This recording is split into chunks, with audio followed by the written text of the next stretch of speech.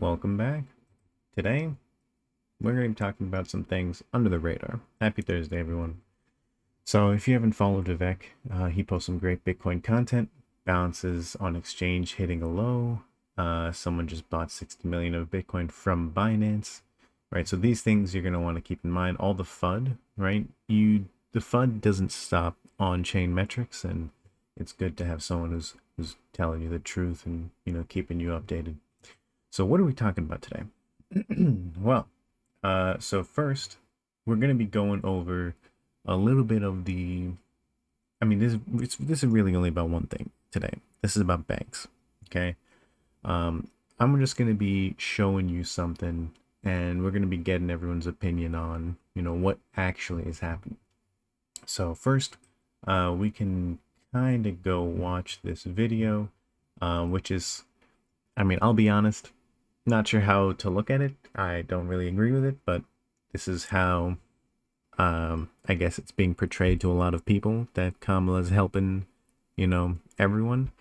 But what I get from this video is basically that they're going to run the banks dry and that they don't give a shit.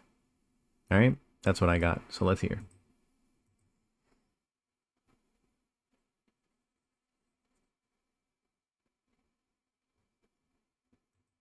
Took on the big banks, okay? Took on the big banks. That's what they're saying. And made them pay billions to the homeowners they defrauded. Now, I'll be honest, is it defrauding them? Or is it just like the banks not supporting it? A mortgage crisis isn't them defrauding them, right? If they have the whole idea is like, you're either giving them shitty mortgages, you're not giving like the ability for them to pay back, like you're going under. Like, oh, what does she mean?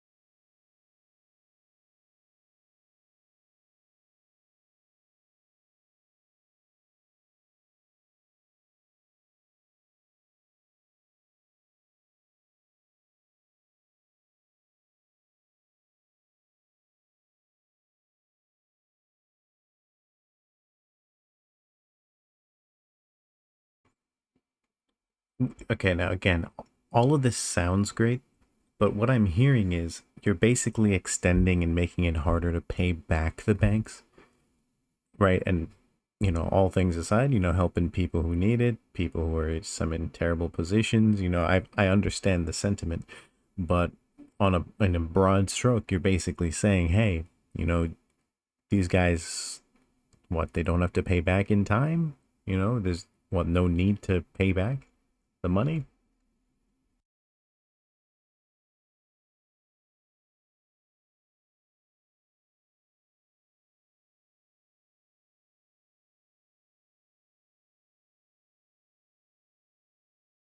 Well, you're not supposed to beat the big banks, right?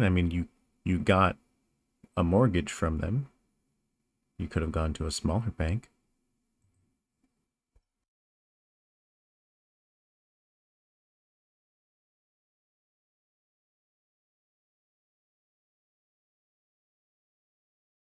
Okay, now again, this I'm not sure I agree with. So I'm not an expert in housing or this idea of how mortgages work, but let me just explain what I think is happening here. And this is kind of fucked up, right? So again, what I'm seeing is they want to have their hands in this whole housing plot. And you can see this with them trying to push for, the $25,000, grant for people, first time home buyers, right? Which fundamentally useless if your state already has something like that. And beyond that, all it does really is raise the value of the home because now you have another $25,000 to put towards your down payment. And what does that mean? It means that like housing should be, to a degree, a tiniest bit, but an obstacle, right? It can't be so free that anyone can get it. And what do I mean by that?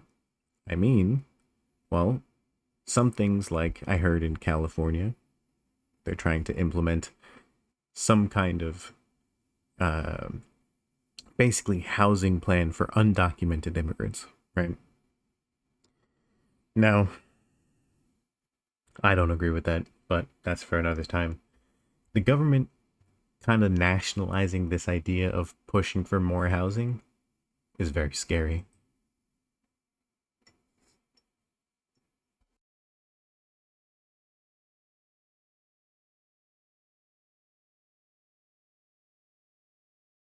Yeah, thanks to this guy for making this video, but again, not really sure I agree with his views. So, why am I talking about this?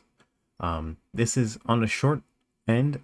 It's terrible as far as the general trend of what they're trying to do, but more hidden is something going on with the banks. And I say that for two reasons. So we got two kind of reports here that I think are super important. So we'll go over this one first. So basically, the Basel Committee, right? They're like a global banking committee that supervises the G10 banks, right? They're based in Switzerland. They released a paper that basically says two things. One, there's a shit ton of risks. Here, I'll go to the paper. It says one that so they outline a bunch of different risks: technology risks, legal risks, additional risks, right? But then they get into mitigating the risks and potentially addressing them, in a long-term base, right? And so they talk about, business continuity planning. They talk about technology to address privacy, technology to address liquidity risks. And what am I trying to get at here? Basically, these people have started putting out content and information on how to deal with mitigating risks to things like blockchain technology. And their big focus here is how do we allow for and introduce permissionless blockchain technology. And again, what's important is when the G10, when the top global countries that support this begin to integrate, permissionless blockchains, you'll get an incredibly higher capacity as far as their ability to work with you on, crypto. The rails just start getting built. So I mean, I'm not going to mention names here, but they are looking into specific chains as well. They are looking into specific technologies now. So it is very interesting. These guys are moving forward, right? So if you just look here, the Basel Committee on Banking is a committee of banking supervisory authorities that established by the central bank governors of the Group of 10, right? So now the Group of 10 includes Belgium, Canada, France, Italy, Japan, Netherlands, UK, US, and Germany and Sweden, right? Now, that pretty much tells me that all of the banks that work together, from US to France to Germany to Canada, are going to be adopting some kind of standard to start bringing in, for say like Bitcoin, the technology to host permissionless blockchains. And that is incredible, right? This was just what, two hours ago they start talking about this. Wow. Okay, next, this one's a very interesting one. So it seems like regional bank investments have started, doing well. Now, if you remember, Chinese regional banks have been facing a lot of issues in China, especially since like the real estate collapse and their whole liquidity issue. They had to close a bunch of different banks in China, simply because people wanted their money and there wasn't enough cash, or there wasn't enough money, or they had bad investments, and I don't know what's going on. But now, so like let's read this, right? Several Chinese regional banks have reported a jump in their investment income in the first half of this year, even as primary lending businesses falter and as a flailing economy and slow monetary transmission forces banks into bond trading. Forces banks into bond trading. I don't know why I said it like that. Why it's important. Chinese lenders are still facing challenges such as narrow margins and low loan rates, despite Beijing's efforts to revive the economy amid a property sector crisis and sluggish consumption. Exactly. Rural commercial banks, whose role is to lend money to support small businesses, are now putting more money into trading bonds and other financial assets, a sign that the lenders are deviating from their original mandate. That's a big deal. That's a big deal. Funds and retail investors have also been rushing into the safety of bonds, prompting warnings from authorities about a bubble in the market. Now, here's what's interesting. There is a cause for them to be worried about a bubble, but they should be more worried about it not being a bubble, especially anytime soon, simply because the amount of inflationary pressures as far as printing money and providing, I guess, value to these regional banks that allow them to keep doing this. I think that's going to keep going. So, I mean, very simple. We'll just look one last thing. Loan growth for many of these banks has markedly decelerated this year due to the subdued loan demand and intensifying competition from large banks, which are increasingly dominating the lending small enterprises. Now, again, when you're competing with a bigger bank, you have basically two routes here. One, trust, and two, your rates, right? And that's what they're playing off of here. And they realize that they can't beat them on trust or rates. And I mean, this was, I had imagined it to have been expected, right? But I mean, migrating to more investment strategies, to more securities, is kind of a little hidden tactic that these banks like to provide themselves. So, we can go over that, but I think this one's more important. So this was released yesterday. This is a Federal Reserve press release.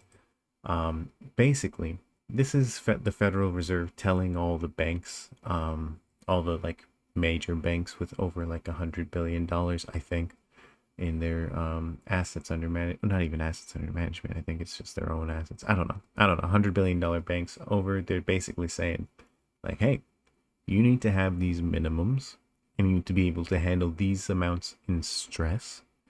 And fundamentally, this is how we're going to handle you.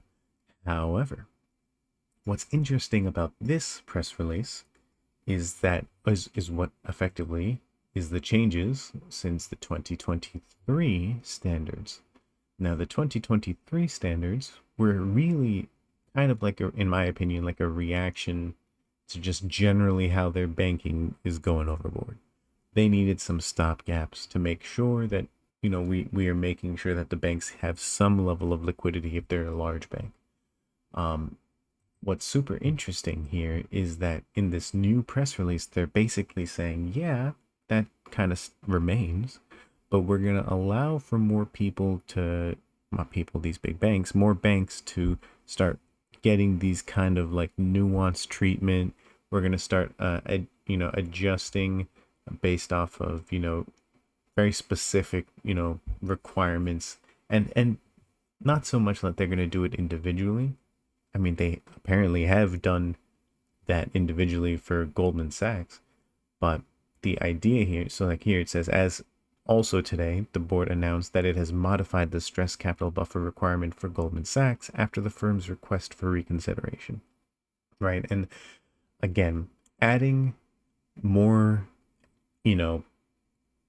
flexibility, I guess, in their rules so that these larger banks can then not adhere to their rules and make it, say, easier for them. I mean, the amount of overhead and nuance that creates, I'm just worried that they're basically just, saying, hey, listen, if you can prove that you can handle it, I mean, what's the harm if you don't meet our standards? And I don't like that. I don't like that. I think it's wrong. And so again, what are we looking at here? Most of the people are looking at the banks in some form or the other as, hey, we can store our money there. We'll be fine. Sometimes banks do some stuff with it. What I'm worried about is these guys have been willing to do a lot of this under the radar. And I think it's better and more important that we start paying attention to them and seeing, for example, in these rural banks and some other banks, that they're investing in like securities and investments, and they're making profits, all the way to how much money can they have or should they have, to prevent bank runs or to prevent, these external mitigated or mitigatable, problems. So, I'm just trying to point out some of these things. I'm hoping you guys will read into it yourselves and kind of figure out, why you guys need to at least learn about how the banks operate, because they're the real, liquidity providers. They're the real like funding. They're the real like, because I mean, when the amount of lending they do, how they do it, who they give it to, the rates they give it to per person is insane. You wouldn't believe it unless you understood how money worked, right? Money's effectively created in these central banks. So it's important that, we look at what their operating style is, how they're using that money, whether to hold it for others, whether to invest it. And yeah, if you guys like this content, make sure you hit the like button, leave a comment. What do you guys think? Where do you think I'm wrong? Where do you think I'm right? Subscribe if you like this video. If you like more content like this, I'll keep trying to make videos where I think it's super important. Yeah, thanks. Peace.